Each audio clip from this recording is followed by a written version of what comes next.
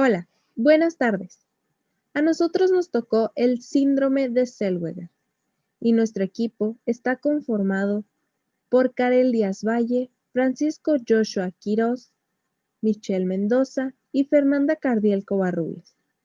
Yo, Karel Díaz Valle, comenzaré hablándoles sobre las generalidades de este síndrome.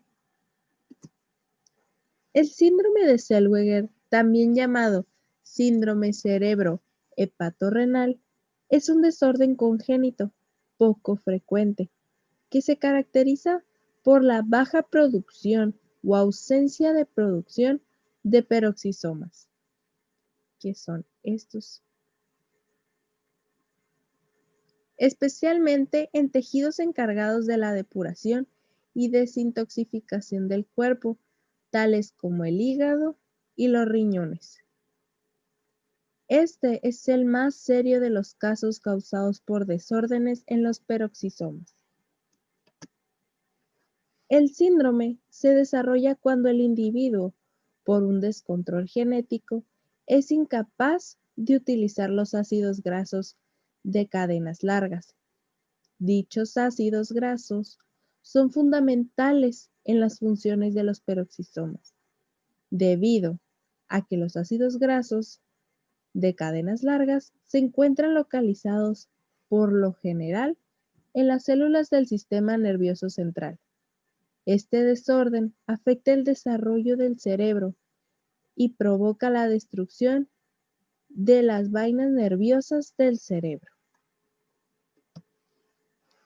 Los síntomas no siempre son tan obvios como para dirigir a un rápido diagnóstico en el recién nacido, ya que los síntomas más comunes son aparentes en los rasgos faciales, pero se parecen a la dismorfia craneofacial en el síndrome de Down, y esto hace que no sea tan obvio este síndrome.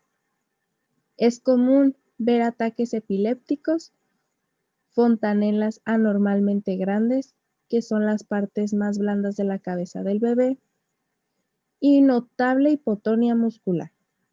Ahora mi compañero seguirá con el tema. Hola, ¿qué tal? Muy buenas a todos, esperando que se encuentren muy bien. El día de hoy vamos a hablar de la genética de la enfermedad del síndrome de Zellweger. Mi nombre es Francisco Joshua Quiroz García y continuamos con el tema. Primero vamos a hablar del tipo de herencia genética que se presenta en el síndrome de Zellweger, la cual es un patrón de herencia autosómico recesivo, que significa que deben presentarse dos copias de un gen anormal para desarrollar un rasgo o una enfermedad. ¿Qué significa esto? Bueno, primero vamos a dar un pequeño paréntesis. Nosotros presentamos 23 pares de cromosomas. Cada par de cromosoma presenta un cromosoma homólogo, uno heredado del padre y otro heredado de la madre, y cada uno tiene su propio alelo. Alelo es un gen que puede expresarse de diferentes maneras. Por ejemplo, un alelo muy común para ejemplificar vendría a ser el color de los ojos. Sí, el color de los ojos tienen varios alelos. Vendría a ser el azul, café, verde, etc, etc. Entonces, ahora regresando al patrón de herencia genética autosómico recesivo, tenemos un padre y una madre que al momento de juntar sus genes para dar origen a su descendencia, los padres presentan una copia de un gen anormal que es portador de la enfermedad y una copia del gen que no es portador de la enfermedad, es un gen completamente normal, y nos da tres tipos de casos en este patrón de herencia. ¿Sí? Tenemos el primer caso, que es este, donde vemos que tenemos estas dos R mayúsculas representando un gen completamente normal. En el primer caso tenemos a una descendencia que no es afectada, y esto tiene una posibilidad de 1 en 4 o de 25%. ¿Sí? Ahora tenemos un segundo caso que vendría a ser un portador no afectado. Esto representa un 50% de probabilidad de la descendencia de dos progenitores que presenten un gen anormal, siendo portadores no afectados. Su descendencia lo más probable es que sea portador no afectado, pero nunca llegue a desarrollar la enfermedad, porque recordemos que ocupamos dos copias, como es el caso que tenemos acá. El tercer caso, que es cuando la descendencia es afectada al recibir las dos copias del gen anormal, es cuando ya desarrolla la enfermedad. Es una posibilidad de 1 en 4 o igualmente de 25%. En este patrón de herencia es independientemente del género y es fácilmente predecible que lo más probable es que la descendencia sea portador no afectada, y también es muy probable que la enfermedad se vaya pasando de generación en generación sin causar mayores estragos, porque lo más probable igual es que la descendencia siga siendo portador no afectada hasta que toque en un tercer caso donde la descendencia sea afectada. Ahora hablaremos del espectro de Zellweger, también llamado trastornos peroxisomales. Se trata de un conjunto heterogéneo de defectos genéticos que afecta la formación de las proteínas necesarias para la formación normal de peroxisomas. Tenemos tres variantes principales de este espectro, que serían el síndrome Zellweger ZS, que vendría a ser la forma más agresiva dentro de este espectro; la versión intermedia, por así decirlo, el NALD, o también conocido como adrenoleucodistrofe neonatal; y por último la versión menos agresiva, que es el IRD o enfermedad de Refsum infantil. Aquí quiero hacer hincapié en que está afectada la formación de las proteínas. Entonces vamos a recordar cómo es el proceso de la formación de las proteínas, por qué esta enfermedad es genética. Tenemos dos procesos dentro de la formación de las proteínas, que es la transcripción. Tenemos de la doble cadena de ADN, que va a ser leída por una ARN polimerasa. La ARN polimerasa va a ir colocando nucleótidos que sean complementarios, ¿sí?, a la cadena de ADN, pero van a ser estos de ARN. El ARN, la cadena que sea complementaria a la cadena de ADN, el ARN mensajero va a pasar a salir del núcleo celular, va a irse al ribosoma y por una compleja maquinaria proteica se van a leer codones. Los codones son tres nucleótidos que van a dar, que se van a traducir a un aminoácido. ¿Sí? Por ejemplo, aquí tenemos AUG. Eso vendría a ser un codón. Estos tres vendrían a ser un codón que van a dar origen a metionina. ¿Sí? Entonces vamos a ir juntando así nuestros aminoácidos para ir formando, a partir de 2 aminoácidos, un polipéptido, y hasta 50 aminoácidos vamos a tomarlo en cuenta como una proteína. Entonces nuestro problema acarrea dentro del ADN. Acá es donde nosotros tenemos nuestro problema, acá en el ADN, porque si el ADN tiene un defecto, obviamente la ARN polimerasa lo va a leer creyendo que está bien, va a dar un ARN transcrito que está erróneo pero según está bien, se va a ir a traducir y va a haber un cambio en la conformación de la proteína. Ahora vamos a hablar de los genes afectados.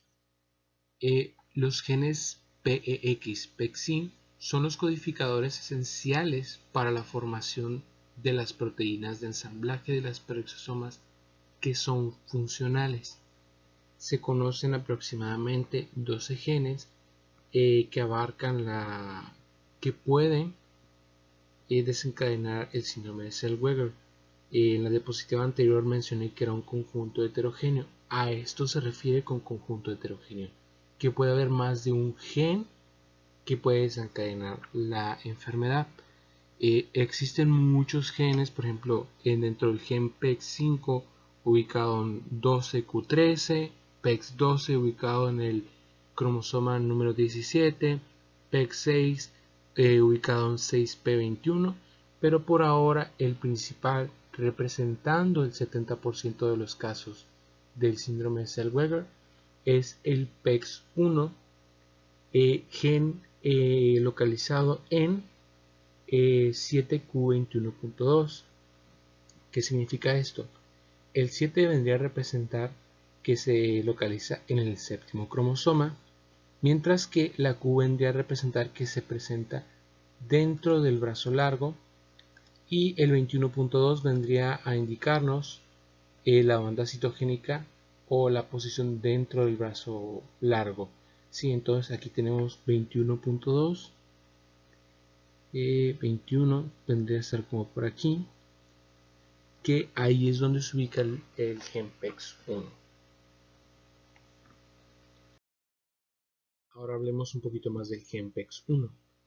Se trata de un gen que codifica el factor biogénico peroxisomal 1, cuyo nombre es PEX1P. Esta proteína permite a otras peroxinas atraer a enzimas al peroxisoma. Existen dos mutaciones muy comunes en la formación de esta proteína. La primera es el cambio de glicina por ácido aspartico en la posición 843. Esta mutación causa una versión no tan agresiva del síndrome de Zellweger, y además se le recibe el nombre de GLI843-ASP o G843D. Aquí, como ya había mencionado, hay un cambio en el código genético que se traduce mal porque tenemos aquí 4 codones para glicina, que es GGG, GGA, GGC, GGU, mientras que para el ácido aspartico tenemos GAC y GAU. Entonces, uno de esos 4 codones dentro del gen PEX1 ha sido cambiado por uno de estos 2 codones, lo cual cambia el funcionamiento y reduce la concentración sobre todo de esta proteína. Mientras tenemos otra mutación llamada 1700FS que provoca que la proteína PEX1P sea normalmente corta y disfuncional. Esto es lo que provoca la forma más agresiva del síndrome de Zellweger, al dejar totalmente inutilizada la proteína. Ahora vamos a hablar de la proteína PEX1P. La proteína PEX1P pertenece a la familia de proteínas AAA o ATPasas asociadas con actividad celular diversa. Esta familia de proteínas presentan un módulo conservado, que significa que a lo largo de la evolución han presentado una secuenciación conservada, ¿no? Y no ha cambiado mucho. Tenemos en esta tabla 3 tipos, donde en el primer tipo presentamos un primer dominio altamente conservado, el segundo vagamente conservado, en el tipo 2 que se encuentra el PEX1, donde su primer dominio es vagamente conservado, mientras que el segundo es altamente conservado, y un tercer tipo donde ambos dominios son conservados. Sí, además, estas proteínas tienen a menudo bucles P, que son anillos ricos en glicina, donde son sitios de unión para el ATP, y les precede una lámina beta y les sigue una lámina alfa. Como ya mencioné, la proteína PEX1P presenta un segundo dominio altamente conservado, por lo general presentando una forma homohexamérica, que es como la que observamos en esta imagen de aquí. Sí, presenta una forma como de doble anillo, siendo que en su centro es donde está el sitio de unión del ATP. Continuamos con el siguiente subtema. Gracias. Hola, yo soy Michelle Mendoza y voy a continuar con la exposición acerca del síndrome de Zellweger. Bien, las mutaciones en el gen PEX1 van a estar situadas en el brazo largo del cromosoma 7 y esta va a ser la causa más frecuente del espectro de Zellweger. Esta mutación en el gen PEX1 se va a encontrar en casi el 70% de los individuos que presentan este síndrome. Se han identificado al menos 114 mutaciones en el gen PEX1 en personas con este espectro. Las mutaciones en este gen van a reducir o incluso eliminar completamente la actividad de la proteína PEX1P.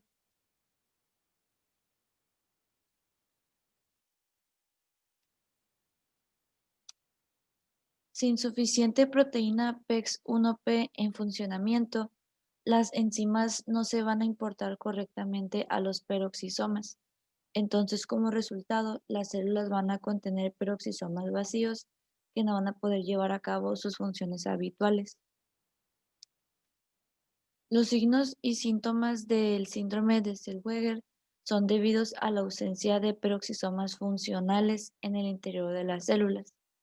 En la adrenoleucodistrofia neonatal o en la enfermedad de Repsum infantil, las mutaciones van a permitir la formación de algunos peroxisomas. Y ahora vamos a hablar acerca de lo que son los peroxisomas. Este es un organelo celular con una doble capa lipídica en el que se van a contener diversas proteínas. En su interior se va a encontrar una matriz peroxisomal que va a contener proteínas con una función enzimática. Estas enzimas nos van a catalizar muchas reacciones de síntesis y también degradación de compuestos de una gran importancia metabólica. El peroxisoma se puede localizar en todos los tejidos que tenemos en el cuerpo, mas sin embargo va a predominar en lo que es el riñón, el hígado y en el cerebro durante la formación de la mielina. La mielina va a ser el material que nos va a recubrir las fibras nerviosas y va a formar lo que es la sustancia blanca cerebral. Los genes PEX van a codificar a un grupo de proteínas conocidas como peroxinas. Las peroxinas van a ser esenciales para la formación y el funcionamiento normal de lo que son los peroxisomas. Los peroxisomas van a contener las enzimas necesarias para descomponer muchas sustancias diferentes en las cuales se van a incluir los ácidos grasos y algunos compuestos tóxicos.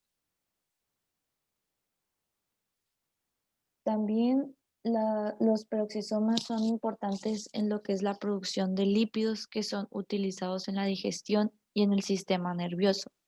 Las proteínas codificadas a partir de estos genes van a ayudar a la biogénesis de los peroxisomas, constituyendo la membrana que nos va a separar el organelo peroxisoma del resto de la célula y también mediante la importación de enzimas al peroxisoma.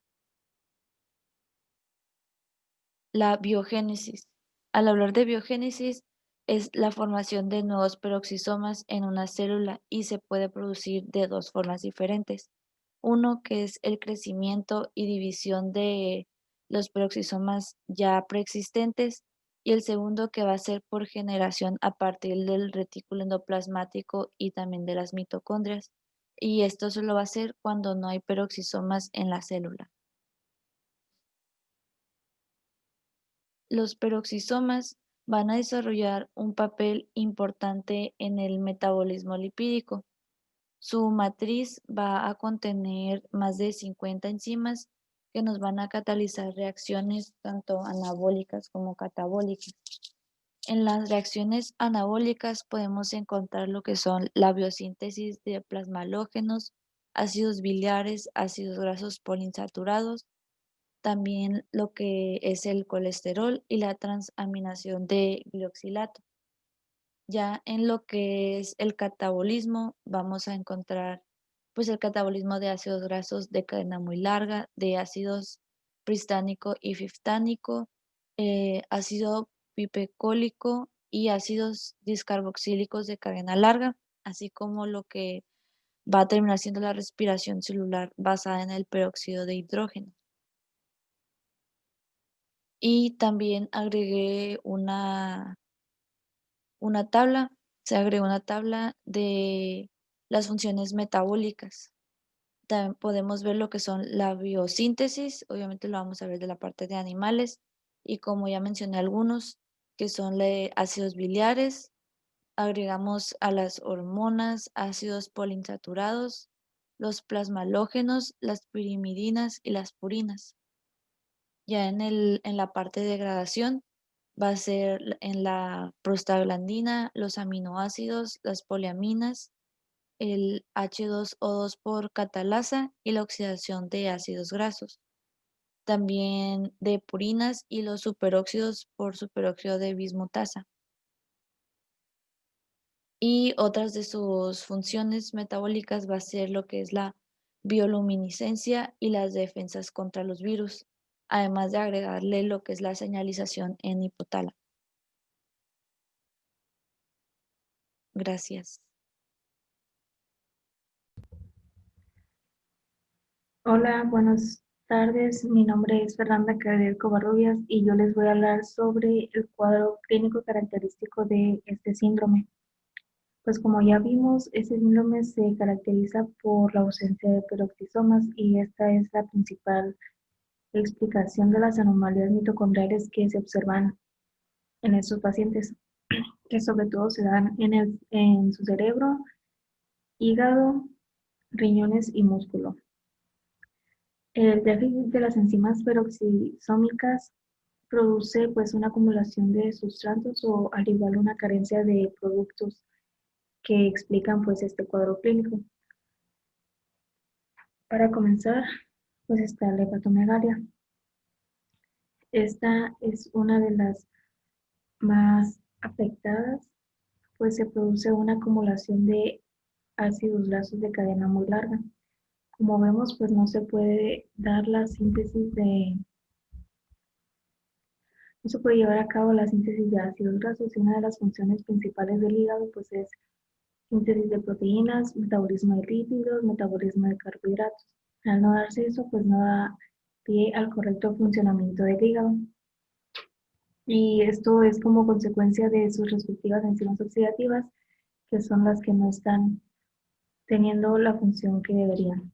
Y como consecuencia del error metabólico, pues pueden acumularse compuestos que no se han degradado correctamente y pues esto puede llegar a ser sumamente tóxico para el organismo.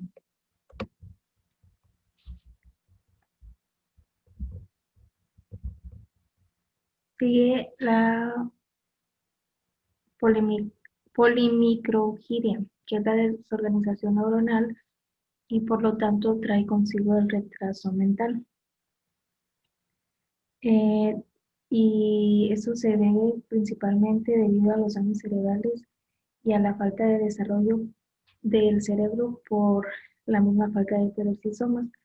Y este efecto pues se produce en la síntesis de otros compuestos, que son como, un ejemplo de esto es los plasmalógenos que producen, pues son esenciales para el desarrollo cerebral.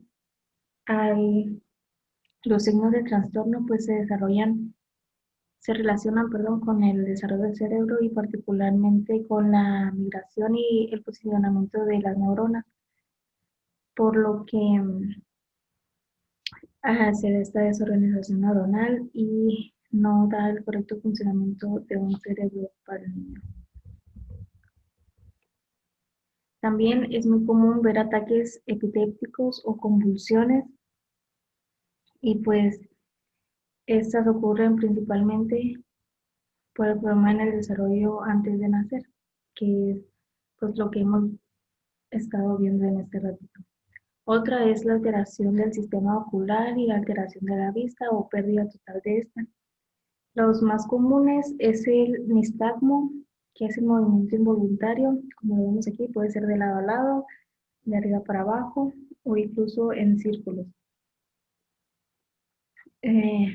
Otro pues son las cataratas, que esto es pues que la transparencia normal del ojo se encuentra opacada. Y por último tenemos glaucoma, que es una presión dentro del ojo que daña al nervio óptico y por lo tanto pues la visión del paciente. La pérdida auditiva es otro rasgo, o es otro síntoma, perdón, y los rasgos craneofaciales dismórficos. Pues eh, los principales rasgos de esta es la cara aplanada, el puente nasal ancho y la frente amplia y abombada. Esta frente amplia y abombada se da debido a que las fontanelas son anormalmente grandes, que son las partes blandas de la cabeza del bebé. Y también, como otro síntoma, tenemos la ictericia y la coagulación. La ictericia, pues, se da debido a la acumulación excesiva de bilirrubina en el cuerpo, por lo que, pues, eso se debe al mal funcionamiento de los órganos, que principalmente, pues, como ya vimos, los órganos que están dañados son el hígado y el riñón. Y la coagulopatía, pues, los factores de coagulación son proteínas que permiten la formación de coágulos sanguíneos y en este caso, pues, son deficientes o inexistentes en todo caso. También está la notable hipotonía muscular, que vemos que el bebé no puede ni siquiera sostener el propio peso de su cabeza o de su cuerpo. Para continuar y ya casi terminar, pues está el tratamiento que se le da a estos pacientes. No hay una cura relativa, pero sí pueden ayudar durante el padecimiento de este síndrome, que son pues principalmente los medicamentos epilépticos estándar, que son pues para controlar las convulsiones que se dan, el suplemento de vitaminas liposolubles y también se puede necesitar en algunos casos la gastrostomía para así pues proporcionar una adecuada ingesta de calorías.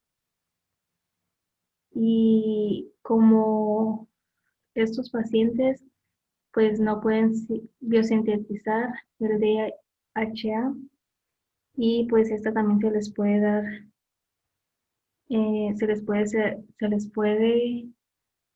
dar, se les puede proporcionar. Y el DHA pues principalmente sus funciones es el desarrollo cerebral y visual, beneficios cognitivos y neuroprotección. El pronóstico para estos pacientes pues lamentablemente es desfavorable, ya que la mayoría de estos bebés pues mueren en el primer año de vida.